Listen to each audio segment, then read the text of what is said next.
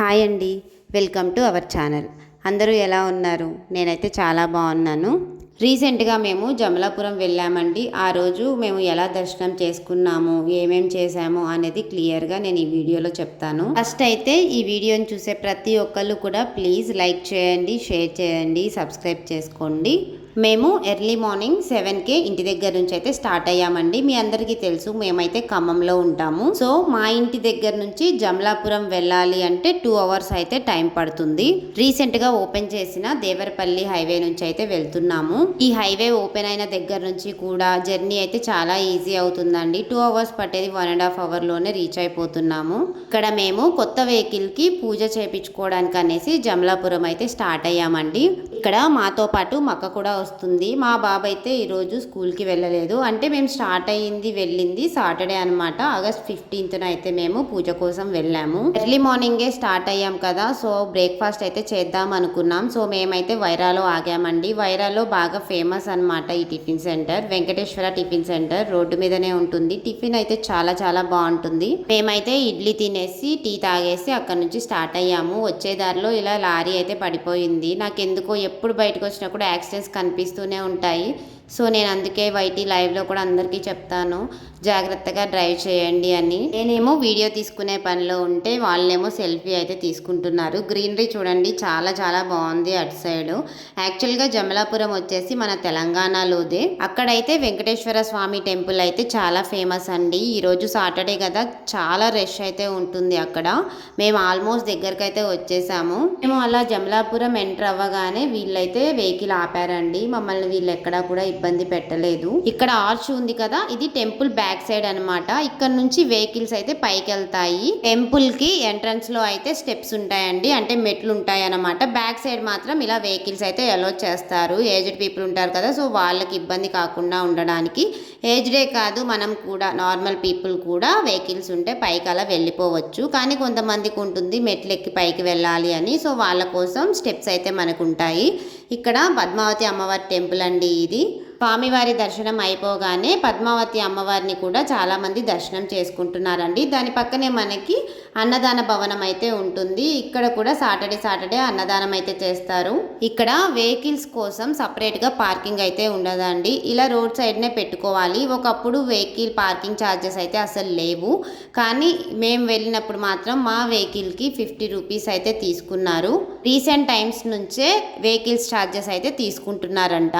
ఈ టెంపుల్లో మెయిన్గా ఫేమస్ ఏంటి అంటే వెహికల్స్ అండి. వెహికల్స్కి పూజ మాత్రం చాలా బాగా చేస్తారు అండ్ చాలా బాగా కలిసి వస్తుంది అని కూడా నమ్ముతారు. సో మేము కూడా ఎప్పుడు వెహికల్స్ తీసుకున్నా కూడా ఇక్కడికి రెగ్యులర్గా అయితే వస్తూ ఉంటాము. ఇక్కడ చూస్తున్నారు కదా, పెద్ద పెద్ద వెహికల్స్ వస్తాయి, స్కూల్ బస్సులు వస్తాయి, లారీలు, ట్రాక్టర్స్, ప్రొక్లైన్స్ ఇలాంటివి అన్నీ కూడా పూజ అయితే చేసుకుంటారు. మెయిన్గా ఆటోలు, బండ్లు అయితే చాలా ఎక్కువగా ఉంటాయి. ఇక్కడ చూసారు కదా, భక్తులకి ఎండ తగలకుండా ఉండడానికి షటర్ కూడా సెట్ చేసేసారు. మేము వెళ్ళేసరికి క్యూ లైన్ చూడండి ఎంత ఉందో. 2 ట్రాక్టర్స్, చాలా బండ్లు కూడా ఉన్నాయి ముందు. సో మేమైతే తెలిసిన వాళ్ళు ఉంటే రికమెండ్ చేసుకున్నాము, సో తొందరగా అయితే పూజ కంప్లీట్ చేయమని. ఇక్కడ చూసారు కదా, టెంపుల్ వాళ్ళు చలివేంద్రం కూడా ఏర్పాటు చేశారు భక్తుల కోసం.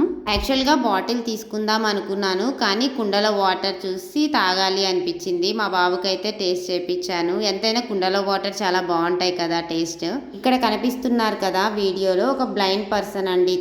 తను సాంగ్స్ పాడుతూ డొనేషన్స్ అయితే కలెక్ట్ చేసుకుంటున్నారు. ఇక్కడ చాలా మంది తనతో సాంగ్స్ పాడి మరి డొనేషన్స్ కలెక్ట్ చేపిస్తున్నారు. ఇంకా హ్యుమానిటీ అయితే ఉంది అనిపించింది అవన్నీ చూస్తే. ఫైనల్ గా మేము వెళ్ళిన హాఫ్ అన్ అవర్ కి అయితే పూజ స్టార్ట్ చేశారండి. చాలా రష్ ఉందండి ఈ రోజు అయితే అసలు. ఇక్కడ పూజారులు కూడా పూజని తొందరగా కంప్లీట్ చేసి పంపించాలి అన్న థాట్ ఎవ్వరికి ఉండదండి. చాలా స్లోగా నీట్ గా శ్రద్ధగా అయితే పూజ చేస్తారు. మాకు పూజనే 40 మినిట్స్ వరకు అయితే టైం పట్టింది. ఈ వెహికల్ వచ్చేసి అర్బానియా వెహికల్ అండి, మన ఖమ్మం లోకల్లో అయితే ఉంటుంది. ఎవరికైనా దీని డీటెయిల్స్ కావాలంటే నాకు కామెంట్ సెక్షన్లో కామెంట్ చేయండి. రెగ్యులర్గా ట్రిప్స్కి వెళ్ళే వాళ్ళకైతే ఈ వెహికల్ చాలా బాగా యూజ్ అవుతుంది. 12 సీటర్ వెహికల్ అండి ఇది. లోపల చాలా స్పేసియస్గా అయితే ఉంటుంది. వెహికల్లో జర్నీ చేస్తే అలసిపోవడం అలా ఏం ఉండదండి. చాలా కంఫర్ట్గా అయితే ఉంటుంది. చెప్పాను కదా, ఈ వెహికల్ డీటెయిల్స్ కావాలి అంటే తప్పకుండా కామెంట్ సెక్షన్లో కామెంట్ చేయండి. నేను నెంబర్ అయితే షేర్ చేస్తాను. ఇక్కడ గోవింద నామాలు చూడండి ఎంత బాగా వేశారో కదా, నాకైతే చాలా బాగా నచ్చాయి. ఫైనల్గా వాహన పూజ అయితే కంప్లీట్ అయిపోయిందండి. పూజ అవ్వగానే అయ్యగారు చెప్పారు 3 సార్లు వెహికల్తో ప్రదక్షిణలు చేయమన్నారు గుడి చుట్టూ. సో మేమైతే వెహికల్ తీసుకొని స్టార్ట్ అయిపోయాము ప్రదక్షిణాలు చేయడానికి. మాకు ప్రదక్షిణాలు చేయడానికి 20 మినిట్స్ అయితే టైం పట్టింది. యాక్చువల్గా రష్ ఎక్కువగా ఉండడం వల్ల టెంపుల్ ముందు ట్రాఫిక్ ఎక్కువగా ఉండి మేము అది క్రాస్ చేయడానికి చాలా టైం అయితే పట్టింది. ఈ టెంపుల్కి నేను చిన్నప్పటి నుంచే రెగ్యులర్గా వెళ్తూ ఉండేదాన్ని. అంటే మ్యారేజ్కి ముందు నుంచే కూడా ఈ టెంపుల్కి అయితే నేను వెళ్ళేదాన్ని. అక్కడికి వెళ్ళగానే మా తాతగారే గుర్తొచ్చారు. ఆ టెంపుల్కి ఎప్పుడు వెళ్ళినా కూడా నేను మా అమ్మమ్మ తాతయ్య గారులతోనే వెళ్ళేదాన్ని. మా తాతగారు వర్క్ ఇన్స్పెక్టర్గా జాబ్ చేసేవారనమాట. సో ఆ రోజుల్లో అక్కడున్న వాటర్ ట్యాంక్స్, రోడ్ కన్స్ట్రక్షన్స్ అవన్నీ కూడా మా తాతగారి దగ్గరుండి చేపించేవారు. అక్కడికి వెళ్ళినప్పుడు అవన్నీ కనిపించగానే ఎందుకో తెలీదు నాకు కొంచెం బాధేసింది. మా తాతగారు గుర్తొచ్చారు. ఆ లైఫ్లో నన్ను ప్రాణంగా ప్రేమించిన ఒకే ఒక్క పర్సన్ మా తాతగారు మాత్రమే. ఆ దేవుడు నాకు ఇచ్చిన గిఫ్ట్ అండి. మా గ్రాండ్ పేరెంట్స్ అంత బాగా చూసుకునే వాళ్ళు నన్ను. ఫైనల్ గా మా 3 ప్రదక్షిణాలు అయితే కంప్లీట్ అయిపోయాయండి. చూసారు కదా ఎంత ట్రాఫిక్ ఉందో గుడి ముందు. వీళ్ళందరినీ దాటుకొని వెళ్ళేసరికి చాలా లేట్ అయిపోయింది మాకు. మేమైతే పైకైతే వచ్చేసాము దర్శనం చేసుకోవడానికి. వెహికల్ ఉంది కాబట్టి మేము బ్యాక్ సైడ్ నుంచి వచ్చాము. వెహికల్ పార్కింగ్ కోసం అయితే చాలాసేపు వెయిట్ చేసాము. అక్కడ కూడా ఆల్మోస్ట్ 15 మినిట్స్ వరకు వెయిట్ చేసాము. కానీ పార్కింగ్కి అస్సలు ప్లేస్ దొరకలేదు. మళ్ళీ బ్యాక్ సైడ్కి వెళ్ళి వెహికల్ పార్క్ చేసి మళ్ళీ వచ్చాము. అంత లేట్ అయిపోయింది. రష్ ఎక్కువగా ఉండడం వల్ల ఇలా ఇబ్బంది పడ్డామన్నమాట. టెంపుల్ లోపలికి అయితే మొబైల్స్ నాట్ అలౌడ్ అండి. ఇన్ కేస్ లోపలికి తీసుకెళ్లి వీడియోస్ తీసుకున్నా కూడా ఫైన్ అయితే వేస్తారు. మేమైతే లోపలికి వెళ్ళి దర్శనం చేసుకొని వచ్చాము. లోపల మనకి లడ్డు ప్రసాదం కూడా ఇస్తారండి. మేము దర్శనం చేసుకోవడం కంప్లీట్ అవ్వగానే అమ్మవారి దగ్గరికి అయితే వచ్చాము. అమ్మవారి దర్శనం కూడా అయిపోయిన తర్వాత అన్నదాన సత్రానికి అయితే వెళ్తున్నాము. ఇక్కడ ఫుడ్ అయితే చాలా బాగుందండి. తిరుపతిలో తిన్న ఫీలింగే వచ్చింది నాకు. అంత టేస్టీగా అయితే ఫుడ్ ఉంది.